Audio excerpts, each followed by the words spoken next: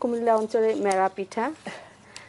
এটা মিষ্টি মেরা পিঠা, যেটা হচ্ছে অনেক সময় মেরা পিঠা তৈরি করা হয় যে শুধু লবণ দিয়ে, পরবর্তীতে ওটা তেলে খাওয়া যায় বা মাংসের তরকারির সঙ্গে খাওয়া যায়, ঝাল শুটকি ভর্তা বা নুডলস আকারে রান্না করেও খাওয়া যায়।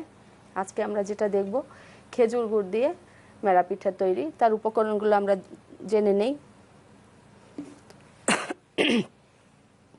মেরা পিঠা তৈরি করার জন্য চাউলের গুঁড়া লাগবে 2 কাপ, গুড় লাগবে 1 কাপ, লবণ লাগবে খুব সামান্য, নারকেল কোড়া লাগবে 1 কাপ, পানি পরিমাণ মতো। চাউলের গুঁড়া সিদ্ধ করার জন্য আমরা জানি যে চাউলের গুঁড়া 2 কাপ হলে সঙ্গে 2 কাপ পানিই যাবে।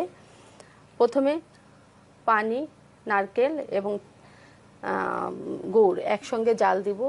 খুব ভালো যখন জাল হয়ে যাবে তখন সেটাকে নামিয়ে নিব। খুব ভালো যখন জাল হয়ে যাবে তখন তার ভিতরে চাউলের গুঁড়াটা দিয়ে দিব। চাউলের গুঁড়া দিয়ে পানি এবং চাউলের গুঁড়া ভালো যখন সিদ্ধ হয়ে যাবে তখন নামাবার পরে 5 মিনিট ঢেকে রেখে দিব, যাতে চাউলের গুঁড়ার ভিতরে যদি কোনো দানা থাকে সেই দানাগুলো সিদ্ধ হয়ে যায়।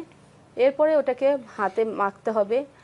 এই মেরা পিঠা তৈরি করার জন্য যে ময়ানটা আমরা করব সেই ময়ানটা অবশ্যই ভালো মাখা হতে হবে।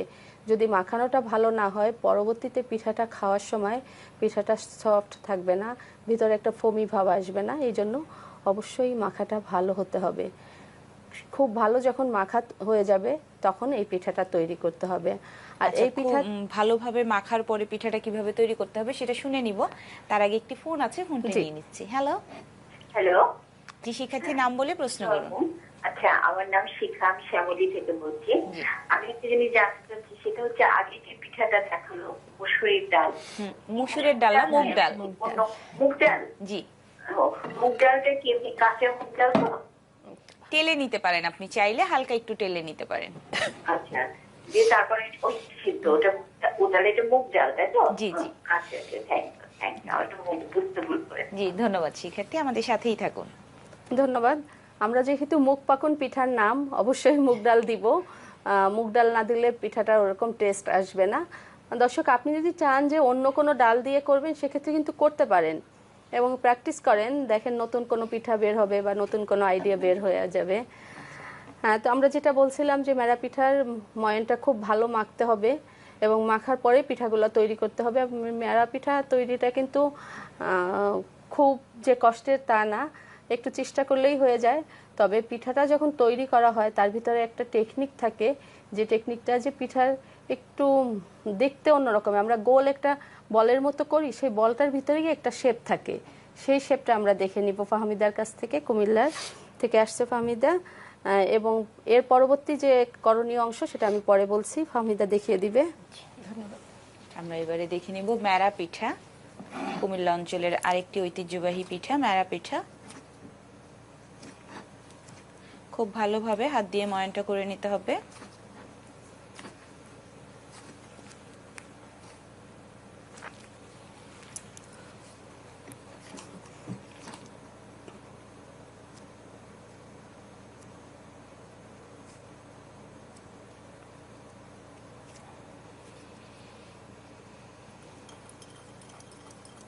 হাত দিয়ে গোল করে নিতে হবে।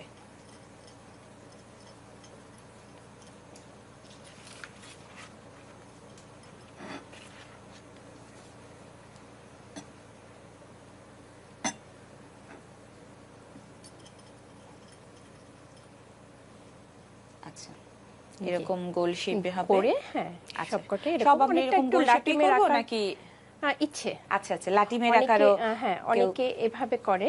আমরা একটু দেখে নিই। হ্যাঁ, আর একটা শেপ হচ্ছে ঠিক এভাবে। আচ্ছা আচ্ছা, হাতের আঙ্গুলের যে টিচারগুলো যেটা আমরা মানে মিষ্টি ছাড়া করি, আচ্ছা সেটা মানে ম্যাক্সিমাম এরকমই করা হয় গ্রাম অঞ্চলে, এটাই করা হয়।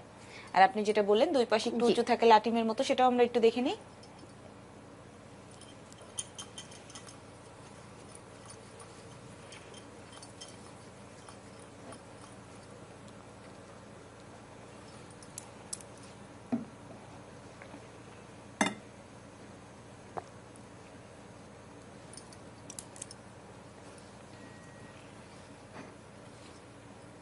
এটার জন্য ওই বেলনিতে করলে মানে পিড়িতে করলে বেশ ভালো ভালো হয়। আকারটা আসে। হ্যাঁ,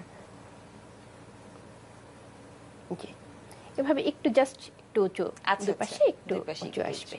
জি, আমার মনে হয় শিক্ষার্থীরা বুঝতে পেরেছে। দর্শক, আমরা দেখছিলাম মেরা পিঠা কিভাবে তৈরি করতে হয়। মেরা পিঠা আসলে কয়েকটা ভাবেই করা যায়, ছোট ছোট গোল করে বলের মতো বা লাটিমের মতো করে, বা একটু এরকম করেও করা যায়, দুইটা পাশ কোনাটা এরকম থাকবে, এভাবেও মেরা পিঠাটা করা যায়, বা যেটা মুঠি করে করা এইভাবেও করা সম্ভব, ছোট ছোট করে এভাবে করা সম্ভব।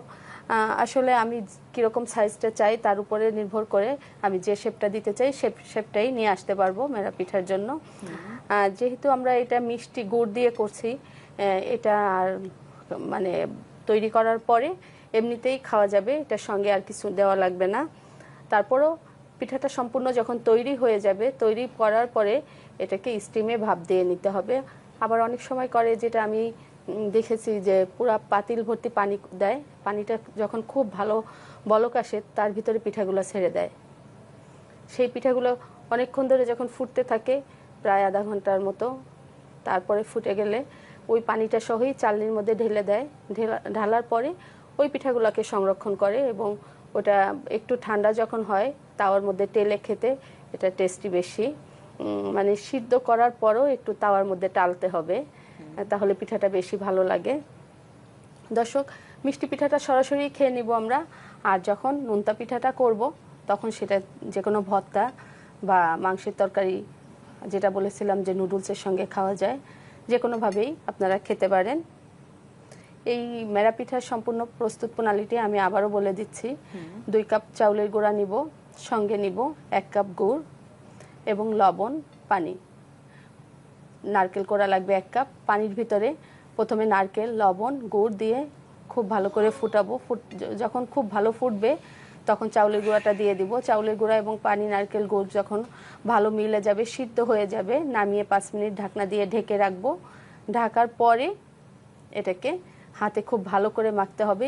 আমি যেহেতু বলেছি পিঠাটা বানাবার পরে খেতে একটু ফোমি ভাব আসবে, সেই জন্য মাখাটা খুব ভালো হতে হবে। এবং মাখানোর পরে আমরা যে শেপ করতে চাই সেই শেপে পিঠাটা তৈরি করে নিব। তৈরি করার পরে এটা আমি চাইলে স্টিমে ভাপ দিতে পারি, বা পুরো পাতিল ভর্তি পানি সিদ্ধ করে নিয়ে তার মধ্যেও পিঠাটা ছেড়ে দিতে পারি। আমি আসলে যেভাবে চাই সেভাবেই করতে পারবো দর্শক, বা আপনার যেভাবে সুবিধা ওভাবেই করে নেবেন। এবং পিঠাটা করার পরে এটা কয়েকদিন পর্যন্ত আপনি ফ্রিজে রেখে যখন খাবেন তার আগে টেলে নিয়ে খেতে পারবেন। এটা করার পরে যেরকম হবে আমরা দেখে নেই। বাহ, সেদ্ধ করার যখন আমরা ভাপ দিয়ে নিব তারপরে এরকম হবে, উপরটা অনেক সুন্দর তেলতেলে একটা ভাব চলে আসবে, এবং এটা খাওয়ার সময় টেলে নেওয়া যাবে অথবা এরকমই খাওয়া যাবে।